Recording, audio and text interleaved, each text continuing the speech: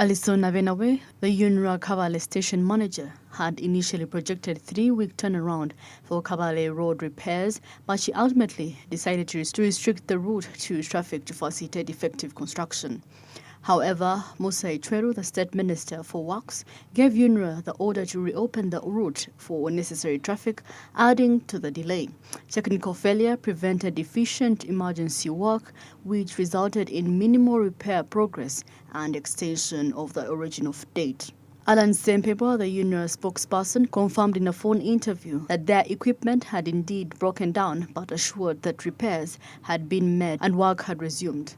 However, Sempeba did not provide a specific timeline for when the road would be fully functional again. Well, just yesterday, I received pictures where our team were there, and we had the equipment there, not just one equipment. The issues we had with the excavator, I knew. When they returned on site, they gave me an update that they're back on site. And for us, these are, construction be a straight up activity, There's going to be a delay in something. You remember the other day when they had some showers in the day. That as well also affects progress.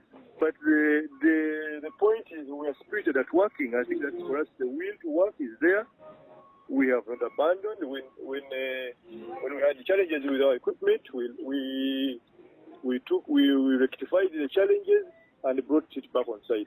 Stephen Kasabia, the Rwanda district's chairperson, emphasized that the ongoing works must include an efficient drainage system strategy to ensure their effectiveness. This road, right off from Kabale-Kisoro, the drainage system of this road is very poor.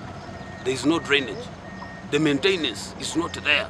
Because, where you have seen, where is the passage for water? The drainage system was not properly constructed. That's what, when they are working on maintaining this road, they must think about the drainage system of this road up to Kisoro.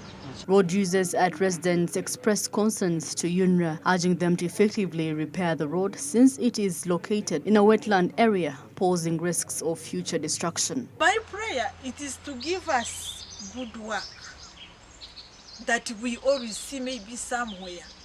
When they were constructing that road, they never considered it as a wetland, which required to reinforce the nature of the soils. And also, because of the nature either of the contract and the awarded contract, the kind of roads which they construct here. The Kigezi sub-region in Uganda was severely impacted by recent landslides and floods caused by the heavy rains at the beginning of this month. The disaster resulted in a loss of 23 lives, rendered most roads impassable, and caused significant property damage. Nobat Niamahachi, Masikatsime, SMART24 TV, Business Today.